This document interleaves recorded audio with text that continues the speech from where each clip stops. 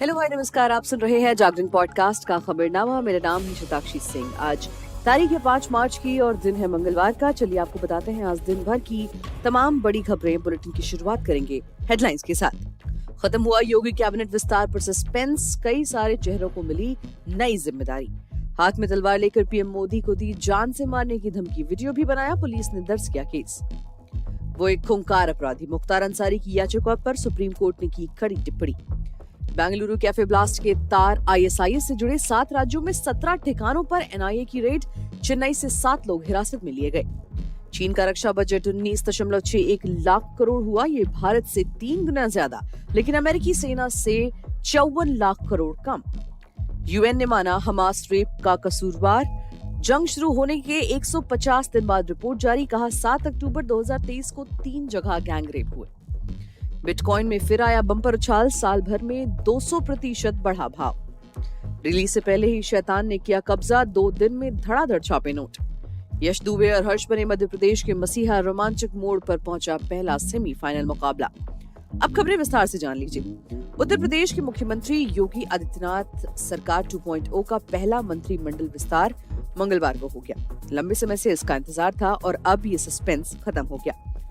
सुबह सपा के अध्यक्ष ओम प्रकाश राजभर, बीजेपी एमएलसी दारा सिंह चौहान ने शपथ ली। इसके अलावा गाजियाबाद की साहिबाबाद विधानसभा सीट से विधायक सुनील कुमार और आरएलडी कोटे के अनिल कुमार को मंत्री पद की शपथ दिलाई गई।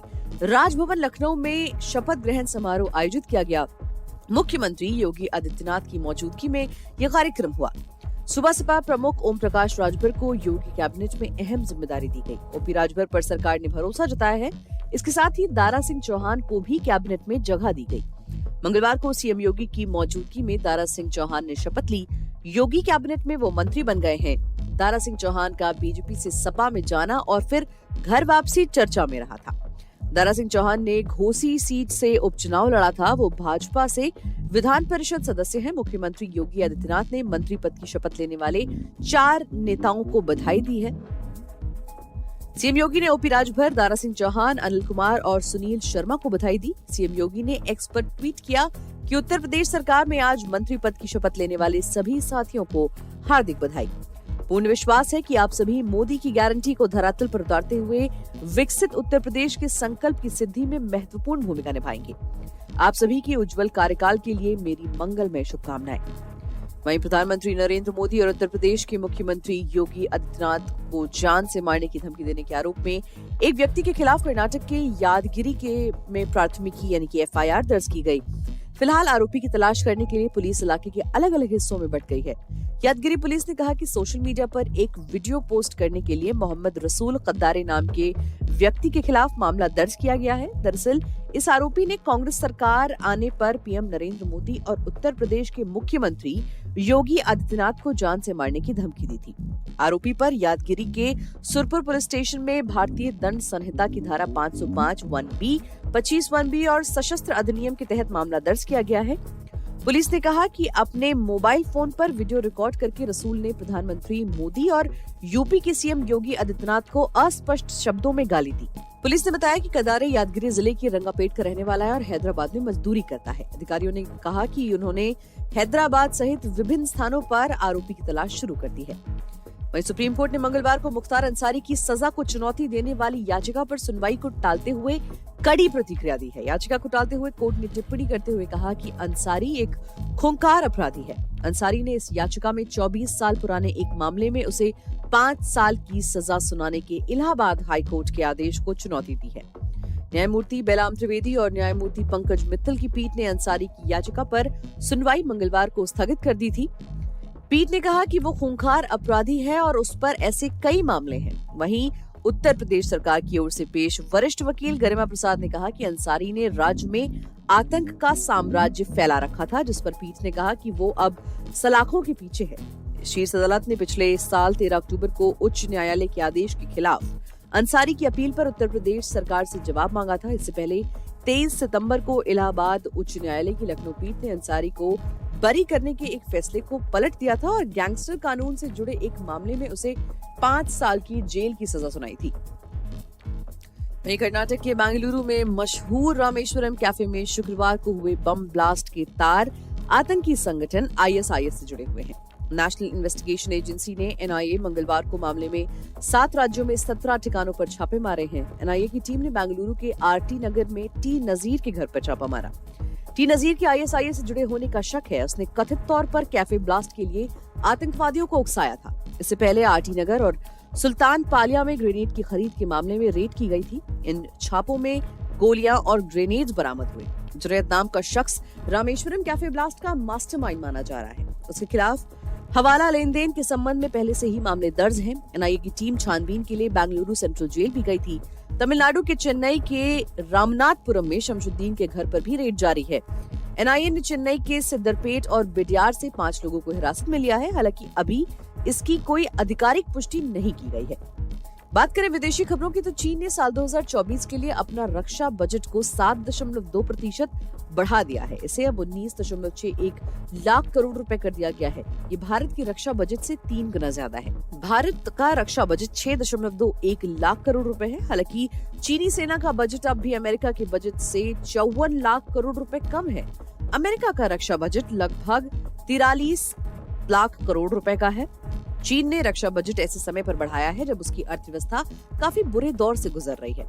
2024 के लिए चीन का रक्षा खर्च 5 साल में सबसे ज्यादा है। चीन ने इस साल के लिए आर्थिक विकास का लक्ष्य 5% सेट किया है। मंगलवार को संसद में बजट से जुड़ी रिपोर्ट साझा करते हुए चीन ने ताइवान को लेकर भी सख्त रुख अपनाया। उसने ताइवान के लिए शांतिपूर्ण एकीकरण यानी कि ताइवान को चीन में मिलाने वाले शब्द को हटा दिया है।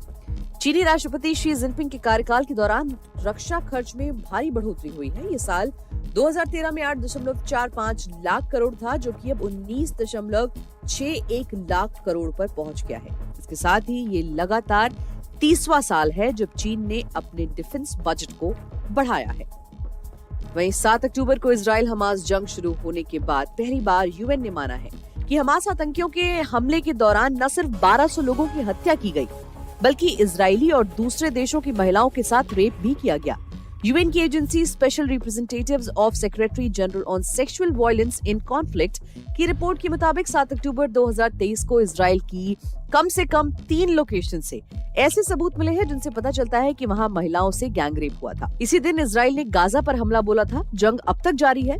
हमास का दावा है कि इसमें अब तक कुल 30,000 फिलिस्तीनी मारे गए हैं। रिपोर्ट्स के मुताबिक कुछ सबूत ऐसे मिले हैं जिनसे पता लगता है कि महिलाओं से रेप या गैंगरेप के बाद उनको मार डाला गया। इस रिपोर्ट के जारी होने के बावजूद इजराइल संतुष्ट नहीं है। उसने कहा कि हमास ने बर्बरता की तमाम हदें पार कर दी और UN इसकी निंदा तक नहीं कर पाया। उसे सिक्योरिटी काउंसिल की मीटिंग बुलाकर हमास के खिलाफ एक्शन लेना चाहिए था। वहीं दुनिया की सबसे मशहूर और बड़ी क्रिप्टो करेंसी बिटकॉइन का जादू एक बार फिर लोगों के सिर चढ़कर बोल रहा है। पिछले काफी समय से बिटकॉइन की कीमत ढलान पर थी, लेकिन हाल के दिनों में इसमें काफी तेजी नजर आ रही है। सोमवार को तो ट्रेड के दौरान बिटकॉइन $68,791 के स्तर पर पहुंच गया था। ये इसके ऑल टाइम हाई रिकॉर्ड के करीब है जो उसने 10 नवंबर 2021 को बनाया था। उस समय बिटकॉइन की कीमत $68,789 थी, लेकिन उसके बाद बिटकॉइन का बुरा दौर शुरू हुआ। रेगुलेटरी अनिश्चितताओं के चलते इसकी प्राइस में लगातार गिरावट आई। जुलाई 2022 में तो बिटकॉइन की कीमत घटकर $20,547.81 तक आ गई। इसी साल जनवरी की बात करें तो बिटकॉइन की कीमत $42,034 थी, लेकिन सिर्फ 5 दिनों में इसमें करीब 20% का उछाल आया और ये $60,000 के स्तर तक पहुंच गई। तभी से ये लगातार उसी स्तर के आसपास बनी हुई है। हालांकि मंगलवार को मुनाफा वसूली के चलते इसमें गिरावट आई और ये 2.81% फिसलकर $55,07,277.98 पर आ गया। बात करें मनोरंजन जगत की तो अजय देवगन साल 2024 में एक बार फिर से दर्शकों के बीच आ रहे हैं। उनकी सुपरनैचुरल थ्रिलर फिल्म शैतान जल्द ही सिनेमाघरों में दस्तक देने वाली है। इस फिल्म में अजय देवगन के साथ आर माधवन और south actress Jyothika screen space share करती हुई नजर आएंगी। विकास बहल के डायरेक्शन में बनी शैतान की एडवांस बुकिंग बीते दिन यानी कि 4 फरवरी को ओपन हुई थी। रिलीज से पहले ही अजय देवगन और आर माधवन स्टारर शैतान ने बॉक्स ऑफिस पर कब्जा कर लिया है। एक ही दिन में इस फिल्म ने अच्छी खासी राशि जमा कर ली है। अजय देवगन और आर माधवन की फिल्म शैतान का बज़ भले ही ज्यादा ना हो, लेकिन फिल्म का कलेक्शन तो शिखर छू रहा है। शैतान की एडवांस बुकिंग 2 दिन पहले शुरू हुई। पहले दिन फिल्म की लगभग 16,000 के आसपास टिकट्स बिक गई, जिससे इस मूवी ने 39.83 लाख का बिजनेस किया था। बात करें खेल जगत की तो रणजी ट्रॉफी 2024 का पहला सेमीफाइनल मुकाबला रोमांचक मोड़ पर पहुंच चुका है। चौथे दिन का खेल खत्म होने तक मध्य प्रदेश ने 321 रन के लक्ष्य का पीछा करते हुए 6 विकेट खोकर स्कोरबोर्ड पर 228 रन लगा लिए हैं। टीम को जीत के लिए 93 रन की दरकार है, जबकि विदर्भ को फाइनल का टिकट कटाने के लिए 4 विकेट की जरूरत है। 321 रन के लक्ष्य का पीछा करने उतरी मध्य प्रदेश की शुरुआत दूसरी पारी में अच्छी नहीं रही। हिमांशु मंत्री महज 8 रन बनाकर चलते बने। हालांकि इसके बाद यश दुबे और हर्ष गवली ने मोर्चा संभाला और दूसरे विकेट के लिए शतकीय साझेदारी निभाई। हर्ष ने 67 रन की शानदार पारी खेली और यश ठाकुर की गेंद पर आउट हुए। वहीं यश दुबे ने 212 गेंदों का सामना करते हुए 94 रन बनाए। हालांकि यश अपना शतक पूरा नहीं कर सके और दिन का खेल खत्म होने से 1 ओवर पहले उन्होंने अपना विकेट खो दिया। विदर्भ की ओर से गेंदबाजी में अक्षय वाखरे ने अपना कमाल दिखाया और 3 विकेट चटकाए। वहीं आदित्य सरवटे की झोली में 2 विकेट आए, जबकि विकेट यश ठाकुर के नाम भी रहा। आदित्य ने दिन के अंत से पहले यश दुबे का बड़ा विकेट दिलाकर विदर्भ को मजबूत स्थिति में पहुंचा दिया है। तो आज के लिए फिलहाल इतना ही। देश और दुनिया की तमाम खबरों को जानने के लिए जुड़े रहिए हमारे साथ और सुनते रहिए जागरण पॉडकास्ट का खबरनामा।